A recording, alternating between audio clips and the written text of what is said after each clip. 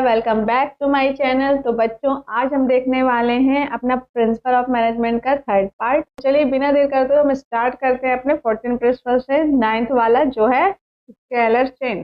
बच्चों, अब हम स्केलर चेन देख लेते हैं। तो स्केलर चेन क्या होता है? ये एक फॉर्मल लाइन ऑफ अथॉरिटी होती है, फॉर्मल चेन ऑफ कम्युनिकेशन होती है। टॉप में बैठा होता है वो क्या करेगा, अपनी बात अगर उसको लास्ट तक पहुंचानी है तो किसके थ्रू? पूरी एक चैन के थ्रू पहुंचाएगा। जैसे मान लीजिए कि अगर ये ए है, ठीक है, ये टॉप में बैठा है, इसके पास सारी पावर है, अब इसको बात पहुंचानी है सी तक, तो ये क्या करेगा? पहले क्या करेगा? बी में जाएगा और फिर बी पहुंचाएगा सी को। सेम ऐसे ही करेगा, अगर ई को पहुंचानी है तो डी को, और डी से ई को पहुंचाएगा। राइट, ये पूरी चैन फॉलो करेगा। इससे क्या होगा बच्चों की कम्युनिकेशन गैप नहीं आएगा, है ना। अगर इसको पहुंचानी है अगर सी तक बात, तो ये अगर बीच में बी को छोड़ देगा तो बी को तो पता ही नहीं होगा कि क्या प्लान चल रहा है, कि क्या कंडीशन या किस सिचुएशन आ गई है। तो क्या करेगा? बी को पहुंचाएगा, बी से सी को पहुंचाएगा। राइट, और ये क्या कहला गया? फॉर्मल चैन ऑफ कम्युनिकेशन कहला गया। राइट, अब अगर बच्चों कभी ऐसा होता है कि इमरजेंसी का केस आ गया है, ठीक है, अगर इमरजेंसी है किसी को अगर इमरजेंसी है कि ई तक बात पहुंचाना है, तो वो क्या करेगा? इस केस में, इमरजेंसी के केस में, अगर उसने स्केलर चेन फॉलो की तो क्या हो जाएगा? डिले हो जाएगा काम में, है ना। काम में क्या हो जाएगा? डिले हो जाएगा, प्रॉब्लम्स बढ़ जाएंगी। तो ये उस केस में डायरेक्ट ई को बात पहुंचा सकता है। उसको क्या कहेंगे? Gang plank. ठीक है, उसको क्या कह देंगे? गैंग प्लैंक कह देते हैं। देख लो, A is the project manager. अगर ए क्या है? प्रोजेक्ट मैनेजर है, ठीक है। He further has a project lead हो गया बी, एंड टीम मेंबर होगा सी, ठीक है। तो द चैन ऑफ कम्युनिकेशन क्या हो जाएगी? पहले ए से बी तक जाएगी, बी से सी तक जाएगी, और ऐसे ही क्या हो जाएगा? अगर टीम मैनेजर डी है तो डी तक, एंड देन जो भी मेंबर होंगे उन तक बात जाएगी। ठीक है, तो ये भी ई हो गया। ठीक है, अगर सी को ई से बात करनी है तो सी को ई से बात करनी है तो क्या करना पड़ेगा? उसको पहले बी तक जाना पड़ेगा, बी से ए को जाना पड़ेगा, ए को डी, एंड देन ई तक जाना पड़ेगा। फिर फॉलो करके जा पाएगा ई तक। और वहीं अगर इमरजेंसी का केस होगा तो क्या करेगा? डायरेक्ट डी से वो कांटेक्ट कर सकता है। इसे हम क्या नाम देते हैं? गैंग प्लैंक नाम देते हैं। ये क्लियर हुआ? इमरजेंसी के सिचुएशन में तो gang plank refers shorter emergency route, है ना। शॉर्टर इमरजेंसी रूट रिफर्स करते हैं गैंग प्लैंक को। जो भी वर्कर या एम्प्लॉय हो, अगर सी को डी से बात करना तो डायरेक्ट कर सकता है ना। तो क्या होगा? डायरेक्ट कम्युनिकेशन हो जाएगा एक दूसरे से। स्केलर चेन क्लियर हुआ बच्चों कि क्या होता है? ये पूरा फॉर्मल लाइन ऑफ अथॉरिटी होती है ना, कि अगर इसको जहां भी बात करनी है पूरा फॉलो करके जाएंगे, बीच में कोई गैप नहीं करेगा, है ना। और अगर इमरजेंसी होती है तो क्या करेगा? जिसको डायरेक्ट जिसकी जरूरत है उससे वो कांटेक्ट कर लेगा। जैसे सी को यहाँ पे अगर ई से जरूरत है तो डायरेक्ट कर लेगा, उसको हम नाम दे देते हैं गैंग प्लैंक। ये क्लियर है? चलिए आगे बढ़ते हैं। अब बच्चों है प्रिंसिपल ऑफ ऑर्डर, इसको हम ऑर्डर भी कहते हैं। तो प्रिंसिपल ऑफ ऑर्डर में क्या होता है बच्चों? मतलब क्या है बच्चों कि जो भी पर्सन हो या मटेरियल हो, टूल्स हो, है ना, कुछ भी चीजें हो, वो सब कहाँ होनी चाहिए? एक फिक्स्ड प्लेस में होनी चाहिए, है ना। और फिक्स टाइम पे फिक्स प्लेस में होनी चाहिए। उनका प्लेस होना चाहिए कि ये यहाँ पे ही मिलेगी। मान लीजिए आप अगर मॉल जाते हैं, या मान लीजिए आप डी मार्ट जाते हैं, राइट।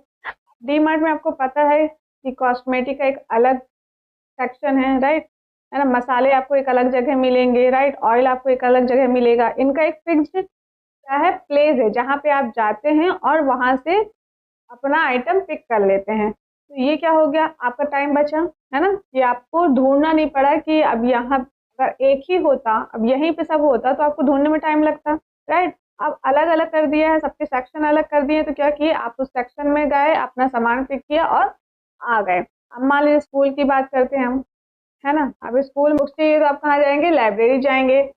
अगर आपको टीचर्स को ढूंढना है तो आप कहाँ जाएंगे? स्टाफ रूम जाएंगे। आपको अगर चॉक चाहिए, डस्टर चाहिए, तो आप कहाँ जाएंगे? रिसेप्शन में जाएंगे या कोऑर्डिनेशन के पास जाएंगे, राइट। अगर आपको प्रिंसिपल से या टीचर से बात करनी है तो कहाँ जाएंगे? आप प्रिंसिपल ऑफिस जाएंगे। अगर आपको स्पोर्ट्स का सामान चाहिए तो आप कहाँ जाएंगे? स्पोर्ट्स रूम जाएंगे। म्यूजिक का सामान चाहिए, है ना, तो कहाँ जाएंगे? म्यूजिक रूम जाएंगे। तो ये सब क्या हुआ? एक ऑर्डर में वो उसी जगह में रहेगी, तो क्या होगा? आपको ढूंढने में आसानी होगी ना। तो according to fuel, people and materials should be in suitable place at appropriate time for maximum efficiency, है ना। अगर उसी टाइम पे जब हम ढूंढ रहे हैं और वो वहीं पे है है ना, हमको सामान वहीं पे मिलेगा तो क्या होगा, मैक्सिमम एफिशिएंसी हो। Real order means a place for everything and everything in the right place, मतलब कि अगर जो भी टूल्स हैं, जो भी मटेरियल्स हैं, वो कहाँ होना चाहिए, उनकी एक अपनी जगह होना चाहिए और वो उस जगह पे मौजूद होना चाहिए। ऐसे ही social order means a place for everyone, हर एक पर्सन उसके लिए अलग प्लेस होना चाहिए और वो उस जगह में मौजूद होना चाहिए। तो इससे क्या होगा, टाइम हमें कम लगेगा, हमारा टाइम बचेगा, राइट। तो ये हो गया प्रिंसिपल ऑफ ऑर्डर। अब नेक्स्ट बच्चों इक्विटी। तो इक्विटी क्या होती है बच्चों, कि जहाँ पे हमें किसी के बीच में भेदभाव नहीं करना है ना, मतलब या तो मेल या फीमेल को लेकर के, है ना, कि मेल है तो ज़्यादा पेमेंट करें, फीमेल है तो कम पेमेंट करें, या किसी भी नेशनलिटी को लेकर के, राइट, फेयरनेस को लेकर के, कास्ट को लेकर के, रिलीजियस को लेकर के, इन सब को लेकर के क्या है, भेदभाव नहीं करना है ना। हमको क्या करना है, जितने भी एम्प्लॉयज हमारे ऑर्गेनाइजेशन में उन सबको क्या करना है, एक जैसा मानना है ना, जस्टिस होनी चाहिए उन सबके बीच में, इक्वलिटी होनी चाहिए, ठीक है। अब जो मैनेजर है ना बच्चों, उसको क्या होना चाहिए, गुड सेंस वाला होना चाहिए, एक्सपीरियंस वाला होना चाहिए, ताकि वो क्या कर सके, ensure fairness all employees who should be treated as fairly as possible without any short discrimination, ठीक है। मतलब जो मैनेजर है उसका सेंस इतना अच्छा होना चाहिए, एक्सपीरियंस होना चाहिए, कि ताकि वो क्या कर सके, किसी भी एम्प्लॉय के बीच में क्या करे, भेदभाव ना करे, ठीक है। ये हो गया क्या, इक्विटी है। इससे क्या होगा कि जो भी फेवरेटिज्म है या पेनल्टी है वो क्या होगी, अवॉइड की जाएंगी, ठीक है। तो ये क्लियर हुआ, भेदभाव ना करना ही इक्विटी होती है, सबको इक्वल मानना, ठीक है, जस्टिस करना सबके साथ। स्टेबिलिटी ऑफ पर्सनल, तो पर्सनल का क्या हुआ, स्टेबिलिटी ऑफ पर्सनल क्या हुआ बच्चों, ऑर्गेनाइजेशन को क्या करना है कि जो भी एम्प्लॉयज हैं उनको एक मिनिमम टाइम देना है। ये नहीं कि आप 3-4 मंथ ट्रेनिंग दी और उसके बाद आपको लग रहा है कि वो अच्छा नहीं कर रहा और आपने उसको क्या कर दिया, निकाल दिया, है ना, निकाल दिया जॉब से। गोयल जी कहते हैं कि ऐसा नहीं करना है ना, अगर आपने उस पर पैसे खर्च किए हैं, इन्वेस्ट किए हैं पैसे उसमें, तो उसको कम से कम 6 मंथ, 1 ईयर या 2 ईयर का क्या दो, टाइम दो, उसको टाइम पीरियड दो कि इतने के अंदर आपको अपनी स्किल्स को दिखानी है ना। 3-4 मंथ हमने ट्रेनिंग दी है, उसमें पैसा खर्च किया, एफर्ट्स लगाया है, तो क्या करना है आपकी 6 मंथ या 1 ईयर या 2 ईयर उसको टाइम दो कि वो अपने स्किल्स को आपको दिखा सके, क्योंकि 3-4 मंथ में तो वैसे भी घुलने मिलने में निकल जाता है ना, कंफर्टेबल होने में निकल जाता है, राइट। तो क्या करना है कि थोड़ा टाइम देना है उसको, थोड़ा सा स्टेबिलिटी देना है, ताकि उसको ये रहे कि इसके बाद उसको अपनी स्किल्स को दिखानी है। अगर उसको ये पता रहेगा कि 3-4 मंथ में उसको निकलना है, तो उसके अंदर क्या रहेगा, टेंशन रहेगी, जिसकी वजह से वो एफर्ट्स नहीं दे पाएगा, राइट। तो क्या है, to preserve organization efficiency, employ turnover should be kept to a minimum, है ना। ऑर्गेनाइजेशन की एफिशिएंसी को प्रिजर्व करने के लिए क्या करना पड़ेगा, जो एम्प्लॉय का टर्नओवर है, जो उसका टाइम पीरियड है, उसको क्या करना पड़ेगा, मिनिमम रखना पड़ेगा, है ना। तो personal should be chosen and appropriate.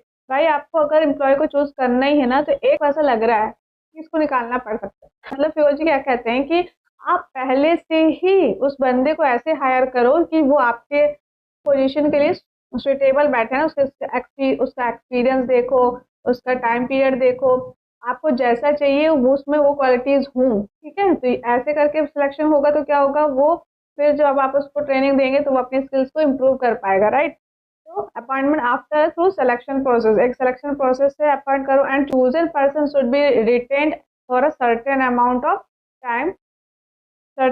Of time to let the employ demonstration result. तो जब हम एक पूरा सिलेक्शन प्रोसेस से क्या करेंगे, सिलेक्शन करेंगे एम्प्लॉय का, तो के लिए वो भी सुटेबल होगा, और जब उसको उस चीज में ट्रेनिंग मिलेंगी तो वो क्या करेगा, एक अच्छा एफर्ट दे सकता है, ठीक है, ऑर्गेनाइजेशन को। स्टेबिलिटी ऑफ पर्सनल क्या होता है कि एक एम्प्लॉय को क्या करना चाहिए, एक मिनिमम टाइम पीरियड देना चाहिए कि आप 6 मंथ, 1 ईयर या 2 ईयर के लिए क्या कर सकते हो, अपने स्किल्स को दिखा सकते हो। नेक्स्ट बच्चों इनिशिएटिव्स क्या होता है बच्चों की, ऑर्गेनाइजेशन को अपने एम्प्लॉयज को चांस देना चाहिए कि जो भी एम्प्लॉय है उनके यहाँ वो क्या करे, वो खुद से आगे बढ़ के सेल्फ मोटिवेट होकर के प्लान सोचे, है ना, बताएं प्लान को और उसको एग्जीक्यूट। तो workers should be motivated to develop and implement improvement plan, कि उनको क्या हो, मोटिवेट हो वो अंदर से कि वो प्लान डेवलप कर सके, उसको इम्प्लीमेंट करें, एग्जीक्यूट कर सकें, जैसे कि क्लासरूम में, राइट, कोई भी बच्चा होता है, एक बच्चा होता है जो बोलेगा मैं इसका आंसर दूंगा, तो सबसे पहले खड़े होकर वो क्या करता है, आंसर देने के लिए खड़ा होता है। तो सेम ऐसे ही